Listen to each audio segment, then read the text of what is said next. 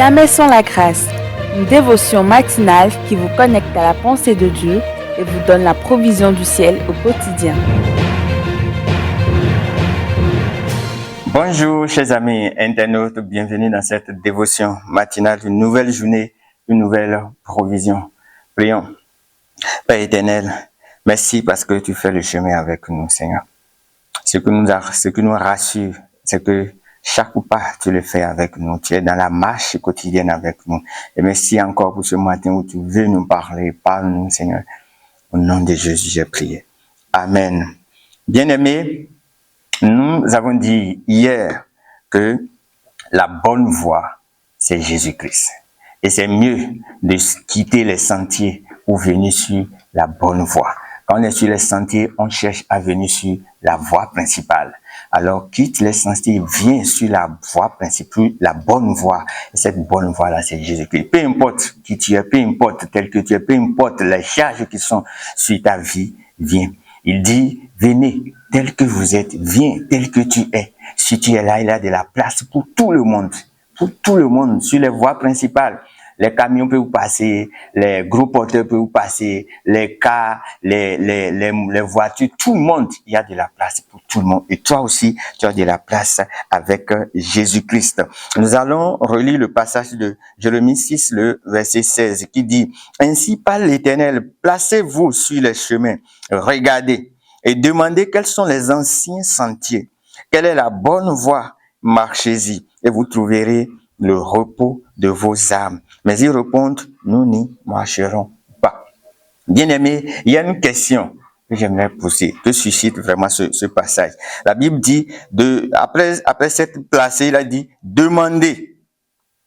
Il dit, regardez, il dit, demandez quels sont les anciens sentiers.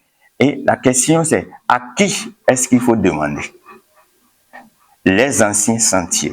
À qui on doit demander? Bien-aimé, est-ce qu'on peut demander une ancienne chose, l'emplacement d'une ancienne chose à un nouveau, à un novice, à un étranger ou à un enfant? Je ne pense pas. L'enfant n'existait pas en ce temps-là. Mais tu veux lui demander quelque chose de cette époque, comment il pourra répondre? Bien-aimé, on demande toujours à quelqu'un qui est digne de donner la vraie réponse, la bonne réponse.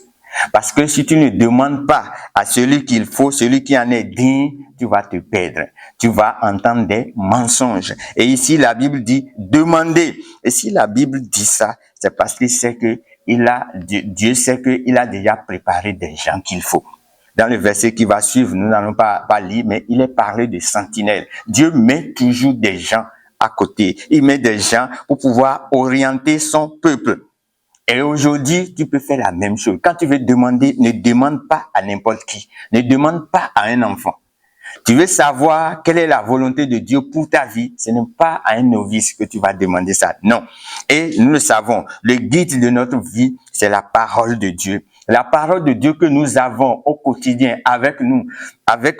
Nous pouvons la voir partout et nous pouvons la questionner à chaque instant. On demande à la Bible. Et la Bible est la parole de Dieu. Et cette parole est la vérité qui est sortie. Et Dieu lui-même fait confiance en sa parole. Et il sait que à chaque fois, si nous pouvons prendre la peine de lire cette parole-là, il va nous parler. Parce qu'en lisant la Bible, le Saint-Esprit nous communique la volonté de Dieu. Le Saint-Esprit nous montre le plan de Dieu. Il nous dit des choses. Il nous dit des choses quand on se rapproche de la parole, quand on lit la parole. Donc, nous pouvons demander à la parole. Nous pouvons questionner la parole. Si nous l'entendons, il faut l'examiner. Dans Actes 17, 11, nous voyons là un comportement chez les chrétiens de Bérée. Ils ont entendu la parole, ils ont entendu des choses, mais ils ont pris le temps, ils ont pris la peine d'aller fouiller pour vérifier si ce qu'ils ont entendu est conforme à ce qui est écrit dans la Bible, dans la parole de Dieu. Wow. À tel point que les apôtres même ont dit que ces chrétiens-là de Bérée, ils sont différents des chrétiens de Thessalonique. Ils ont eu un témoignage vibrant d'eux, tout simplement parce que ils veulent vérifier. On ne demande pas pour quelque chose qui concerne ton salut, notre salut, non, il faut faire recours à la parole de Dieu. Il faut aller vers les gens que Dieu a placés pour pouvoir nous orienter. C'est ça qui peut nous aider véritablement. Parce qu'aujourd'hui, chacun peut venir avec un sentier. Voici comment on fait dans notre région. Voici comment on fait dans notre famille. Mais c'est pas ça qui sauve. C'est seulement en Christ qu'on peut avoir. Que le Seigneur nous donne de pouvoir rester en lui et rester en Christ. Au nom de Jésus-Christ. Amen. Si vous avez aimé cette émission, parlez-en à vos amis. Parlez-leur du message de la grâce et de ce qu'il fait dans vos vies. Pour un sujet de prière, une question ou pour devenir partenaire, contactez-nous au 00229 94 75 80 20. Que Dieu vous bénisse et à la prochaine.